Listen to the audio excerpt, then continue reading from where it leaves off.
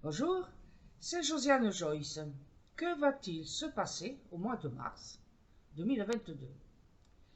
C'est la campagne électorale. Alors, attendez-vous à ce qu'il y ait des boules puantes, des disputes de candidats par médias interposés, de meetings qui se finissent mal pour certains, hein, parce qu'il y a des gens de gauche qui veillent au grain, hein, pas de ça chez nous, hein, voilà, interdiction de venir tenir un meeting.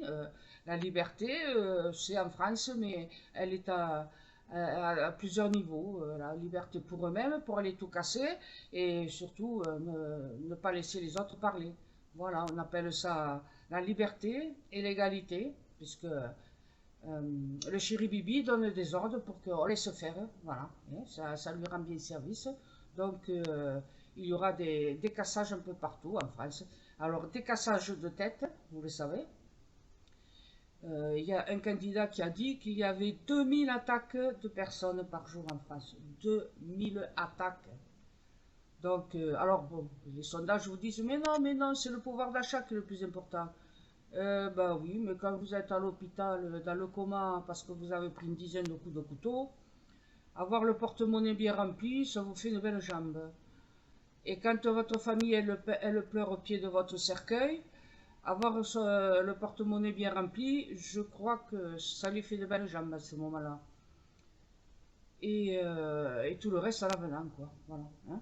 Donc, lisez un peu ce que j'ai mis en première, enfin, en présentation de ma vidéo. C'est un texte que j'ai lu ce matin.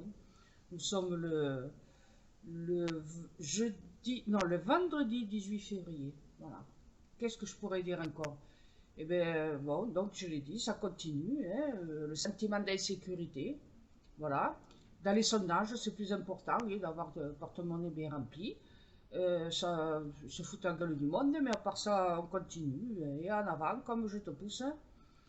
Et puis, le pass vaccinal, il y a de fortes chances qu'il saute, voilà, pour que vous alliez bien voter, ne vous inquiétez pas. Vous n'aurez pas besoin du pass vaccinal pour aller voter. Mais qu'il y ait un petit virus qui fasse mine de se repointer, eh ben, c'est pas grave, on remet le pass sanitaire, voilà. Et puis, ah oui, n'oubliez pas, il y en a qui veulent à tout prix vous vacciner contre le variant Omicron. Ah oui, oui, le vaccin a été inventé. Voilà, Pfizer, là, le labo qui veut absolument nous vendre des vaccins à n'en plus finir. Il a inventé un vaccin contre le micron. Voilà. S'ils pouvaient nous faire un vaccin contre le chéribibi, ça nous, hein, voilà, on n'aurait plus besoin de se casser la tête, on en serait débarrassé. Oui, je sais, ça risque de pas plaire à beaucoup de gens. Alors, je sais pas, vous l'avez peut-être vu, hein, à travers la fenêtre, là, il pleut. C'est ce que je vous avais dit, hein. Le temps qu'il fera en janvier, février, mars, avril, mai, les gens du Nord, du vent, de la tempête, de l'humidité. Alors là, l'humidité, on en a eu en janvier à Toulouse. J'ai cru qu'il neigerait énormément, mais en fait, j'avais vu blanc, hein, mais blanc, c'est blanc uniquement parce qu'il y a eu des gelées. Mais des gelées, je crois que de mémoire, de mes 71 printemps, j'en ai pas vu autant des gelées à Toulouse. Il y a peut-être une nuit ou deux où en janvier, il n'a pas gelé. Mais le reste du temps, dégelé, dégelé, dégelé. Et c'était blanc, croyez-moi. Voilà, mais ça, vous le savez, puisque dans le nord de la France, il fait aussi beau et rayonnant que chez nous à Toulouse. Donc, pour le mois de mars, ben, attendez-vous du vent, de la pluie, et beaucoup de pluie dans certains coins, des inondations voilà, pour arranger les choses, des champs pleins d'eau, pauvres agriculteurs. Je les plains beaucoup. J'espère qu'ils vont se régaler au salon de l'agriculture qui commence dans peu de temps. Et puis voilà, quoi, voilà ce qui va se passer au mois de mars. Les boules puantes entre les candidats, je ne sais pas si je l'ai dit, mais voilà, ils vont se battre par médias interposés.